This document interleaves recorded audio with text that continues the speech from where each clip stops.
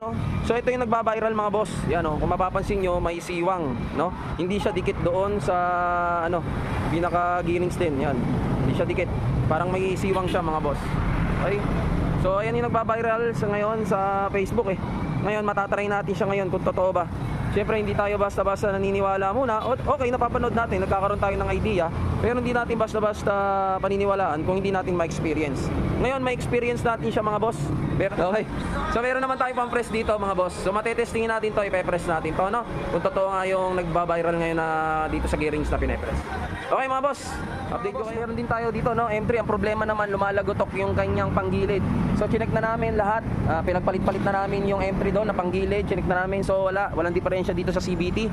So ang pinakahuling diskarte natin yung yung pine-press sa may mga gearings. So babaklasin natin tong gearings mga boss para makuha yung parts doon sa loob, ipe-press natin. Yung pagka kinalog-kalog mo yung gulong, merong lumalagotok. So yun yung yun yung nagba-viral ngayon. So testingin natin kung totoo nga, So sige, baklasin natin to. Okay? Tapos pe-press natin yung gearings niya. Okay, baklas na ni Renan yung yung panggilid. Yan, nililinisan niya pa para sa magandang serbisyong publikong totoo. Ayos, ni Renan. So yan yung lagotok issue, no. So ito yung nagba-viral mga boss. Yan kung mapapansin nyo, may siwang, no. Hindi siya dikit doon sa pinaka-gearings din, yan. Hindi siya dikit. Parang may siwang siya mga boss. Okay? So ayan yung nagba-viral sa ngayon sa Facebook eh. Ngayon matatry natin siya ngayon kung totoo ba. Siyempre hindi tayo basta-basta naniniwala muna. Okay, napapanood natin, nagkakaroon tayo ng idea. Pero hindi natin basta-basta paniniwalaan kung hindi natin ma-experience. Ngayon may experience natin siya mga boss.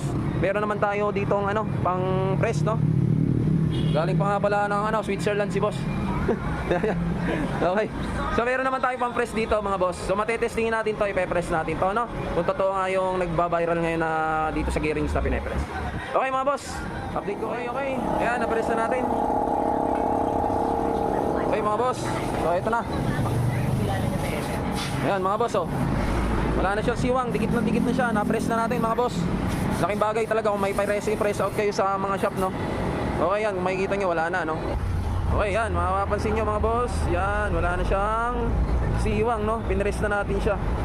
Okay. So malalaman natin kung totoo yung sinasabi nila na dahil dito sa siwang ng gearings naglalagot. Okay, kapit na natin. Yan. Update ko kayo mga boss. Yan lang, ipine-press daw yan. Okay. Yan. Ito yung update natin sa pinrest natin, no, doon sa gearings. Okay, maganda. Nawala nga yung kanyang lagotok mga boss. Nawala. Galing. So positive, legit yung napapanood ni sir at yung napanood ko. So okay na, wala na yung lagotok dito sa may likod ng kanyang gulong. Legit, tama, alright. Galing. So okay yun. Tama yung napapanood natin, no. Tsaka tama at may press din tayo. Alright, MIUI 125. Lagotok issue dun sa may parteng gulong sa gearings. Pinrest lang natin. Alright, salamat.